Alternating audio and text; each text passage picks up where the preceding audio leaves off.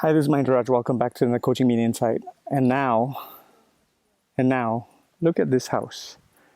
It is made from mud, hard-packed, dried mud. That's all. No bigger than maybe one of the rooms in your house, and yet someone lives there, or maybe a family lives there. This is in Madagascar. It's not a very developed country, and I just wanted to show you that's someone's house. And so imagine yourself living in this house. Imagine a life without your smartphone.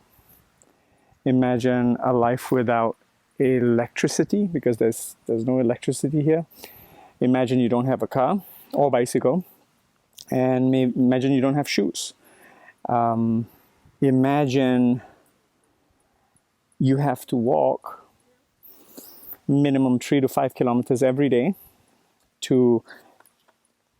with two big refillable bottles of to a place where there's maybe a stream at best with I don't know how clean water, to fill those bottles up and walk back another 3 to 5 kilometers. So imagine that kind of life. Can you imagine living a life like that?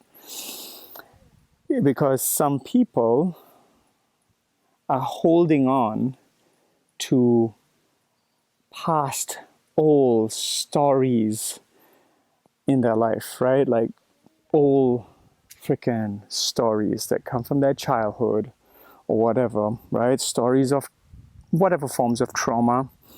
Some people are holding on to stories of how their mom or dad wasn't there for them, or didn't treat them right, or put them down, or ridicule them.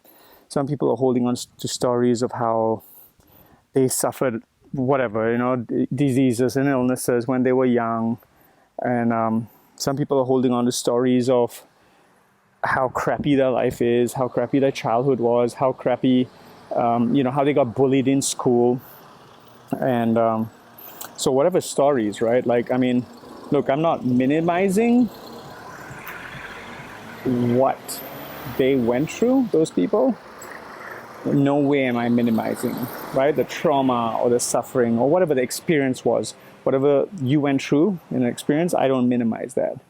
All I'm saying is, maybe by now, you're running through your head a question like, what the fuck am I holding on to that for? Maybe right now you're asking yourself, why the fuck am I so ungrateful for what I have in my life when some people only have this?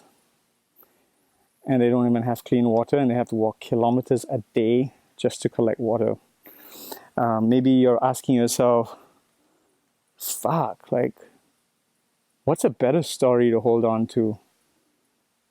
Maybe you're asking yourself, what if I fucking spent half the amount of time, energy, and focusing on a new story, a new question, a more empowering question, like, how can I get myself out of this rut and create wealth? Not just wealth financially, but wealth in every form, wealth in relationships, wealth in health, wealth in everything.